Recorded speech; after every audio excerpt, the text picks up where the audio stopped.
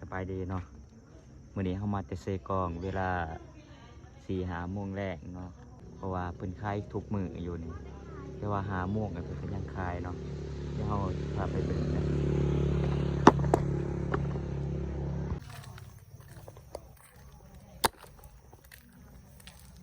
สบายดีไหมเฒ่าขายยังแน่นี่หมักจั่นเนาะนี่ทงไทยหมักจั่นนะโอ้ทำปอม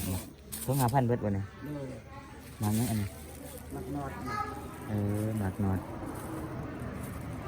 เป็นมันเนาะมันเรืองแก้วเท่าไหร่อันนี้น้ำมันเพิ่น50ยิ่งดำก็มีแล้วก็ทงไทยหมักพริกนี่ทง5,000ว่ะ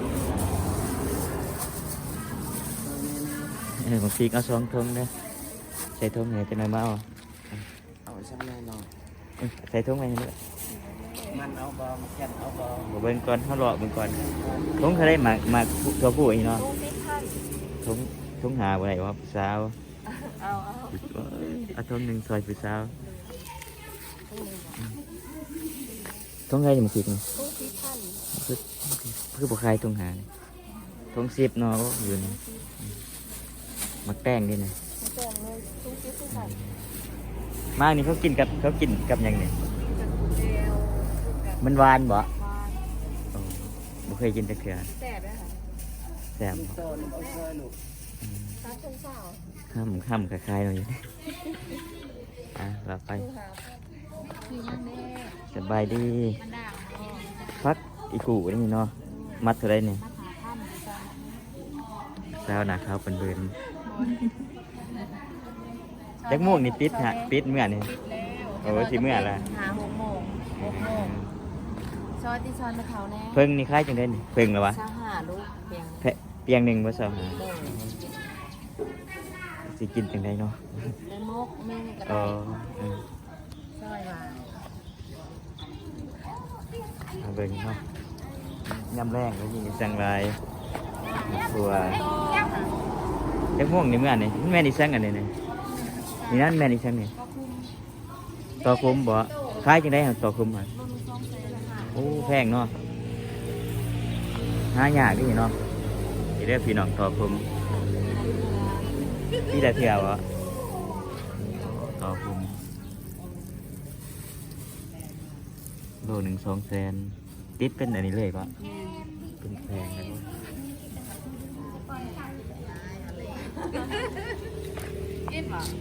สาลอยเนาะเป็นปีกมักสาลอยมาเคยดิมักสาลอยเนี่ย2,000 3,000ครับเอาไอ้เนี่ยจะลอยมาเอาเว้นแล้วไม่แต่มากล้วยเนาะบ้านมัก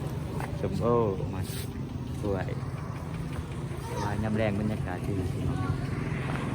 เรากำลังเดินทางถึงปากเซ่เนาะที่มุ่งหน้าเขาชูท่าแพงเนาะการมันบอกคำก่อนเนาะที่เลาะตามทางครับมันแคมทางที่มียังเนี่ยใส่ช่องใช้นู่นนะ5,000เต็มเนี่ยที่สื่อซอยกันซอยกันตอนคำเนี่ยเอาเต็มไปไล่อย่างดีได้รูปละมีกันตอนดอกวันนี้เนาะนั่งเบิดมือนี่มีบ่มาจากม่วงนี่มากชายนี่ออกมาประมาณ8 โมงครับนี่คำคู่มือวะเมื่อคำนั้นปัดไฟสหาฟองมือใครเป็นผัวบ่นี่ผัวหาต่างหากเนาะดีเป็นผู้ไปหากับเป็นผู้ขายแล้วเป็นผู้มานั่งอยู่นี่ดีเลยนะ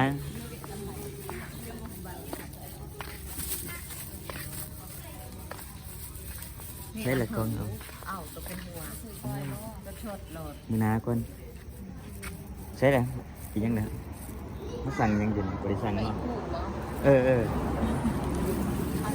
มัดเท่าไรนี่มัด5,000 3 มัด10เนาะ3 มัด20เอ้าได้ใช่เอา2 มัดนะใครมาติดในตอนเช้าได้สิบคายเนี่ยมือแรกเนาะตอนแรกคายคือเด็กผัวแล้ววันยังเสียดอกยังโสดอยู่ ยังจะเอาผัวสองใช่แต่ฟองเขามันคือผู้หาพันเนาะ